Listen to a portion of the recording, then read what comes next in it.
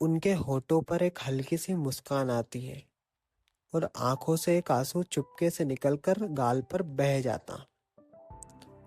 भगवान का शुक्र है कि आज फिर से ये घर खुशियों से भर गया। स्किन धीरे धीरे उनके इस इमोशनल मूवमेंट पर थम जाता है जहां दर्द और सुकून दोनों एक साथ महसूस हो रहे हों। सुरेंद्र जी की आंख अब भी नम थी। उनके चेहरे पर एक अजीब सा सुकून था, लेकिन दिल के कोने में छुपा दर्द अभी भी जिंदा था। वो धीरे से अपने आप से या शायद भगवान से बात करते हुए बोलने लगे। एक बहू ने घर की सारी जिम्मेदारियां संभाली और दूसरी ने इस परिवार का नाम और कारोबार। उनकी आंखों के सामने शशि और अंतरा की तस्वीर उभर आती है। मेरी छोटी बहू शशि, उसने इस घर को अपनी ममता से जोड़े रखा।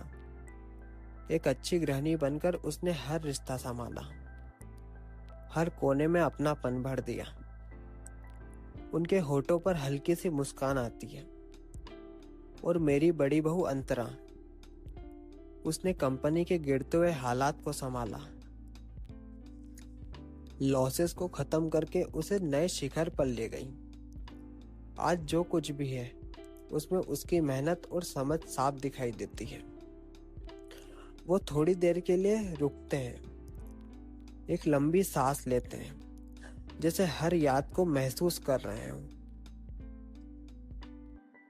और एक तरफ मेरे दोनों पोते, खून से साथ नहीं है पर रिश्तों से कहीं ज्यादा गहरे हैं। शेखर और श्रेयांश हमेशा एक दूसरे के साथ खड़े रहते हैं, कभी किसी ने किसी का हाथ नहीं छोड़ा।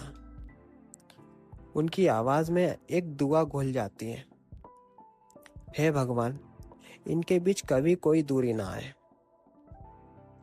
फिर उनका चेहरा और भी नर्म पड़ जाता है। दूसरी तरफ शशि और अंतरा दोनों बहनों की तरह रहती हैं और मुझे ससुर कम पिता ज्यादा मानती है। हर छोटी बड़ी बात का ख्याल रखती हैं, इतना प्यार देती हैं कि कभी कभी लगता है मैंने शायद कुछ अच्छा किया होगा जो मुझे ऐसा परिवार मिला। अब उनकी आंखों से आंसू रुक नहीं पाते। वो चुपचाप खड़े थे, लेकिन उनका दिल जोर से रो रहा था। खुशी के भी आंसू और उन दिनों के भी जो कभी भुलाए ना जा सके। उन्होंने आंख बंद करके मन ही मन भगवान से कहा, बस अब इन खुशियों को किसी की नजर न लगे।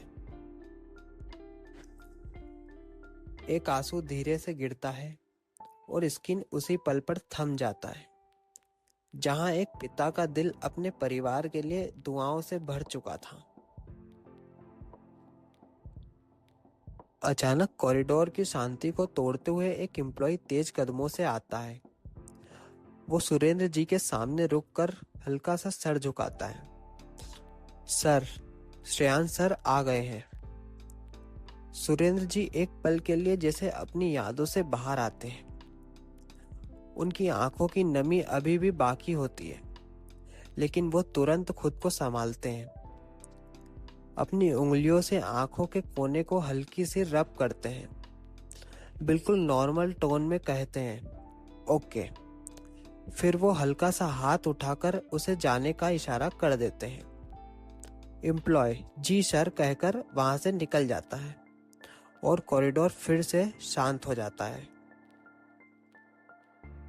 अब सुरेंद्र जी अकेले खड़े हैं। कुछ पल पहले तक जो यादें उन्हें हिला रही थीं, अब वो उन्हें अपने अंदर ही दबा लेते हैं।